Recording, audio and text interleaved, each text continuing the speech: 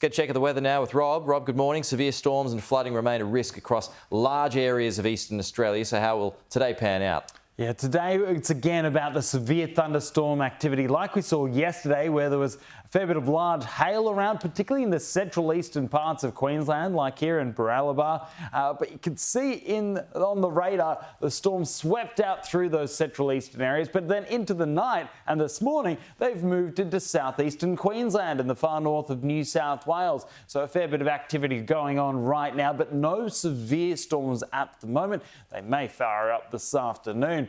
Looking at the forecast, that wet weather continuing this morning in the east, but then potential for it to rebuild into this afternoon, particularly north from about Sydney and south of about Bowen in Queensland is our main risk for severe thunderstorms today. Damaging winds and large hail are the main threats. Heavy rain is surprisingly a lesser risk. There's not quite as much moisture in the atmosphere today. That's a sign of drier things to come from tomorrow in the east. But down in the southeast, plenty of rain around.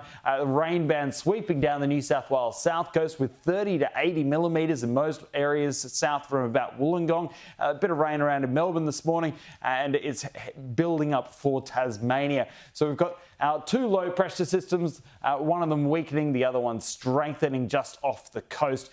So there's a fair bit of wet weather around for our southeastern regions. So for Melbourne, for example, expecting showers today. Showers will probably build a little bit at times in Hobart. A chance of a shower or two for Adelaide and Canberra. Showers and storms a threat in Sydney and Brisbane and into central Australia as well, Pete. OK, and it finally feels like it's warming up in the east, Rob. How much later than usual is it? Yeah, well, for Brisbane, yesterday was the first day above 30 degrees so far this spring. And today it's going to be pretty warm and humid, heading for 29 with that risk of showers and storms. But for Sydney-siders, so far the warmest day so far this spring has been just under 26 degrees. The last time you've had to wait this long in Sydney for a day above 26 degrees has been 1992. And we're hopefully going to get to that mark today, 26 and then maybe 27 for tomorrow, as there's a little bit of extra heat along the New South Wales coastline. But colder weather is on the way once again. From Friday, colder change pushes across the southeastern regions with that low deepening there. And by the weekend, that cooler air will spread into southeastern Queensland once again. Pete? So is that more rain as well as cold?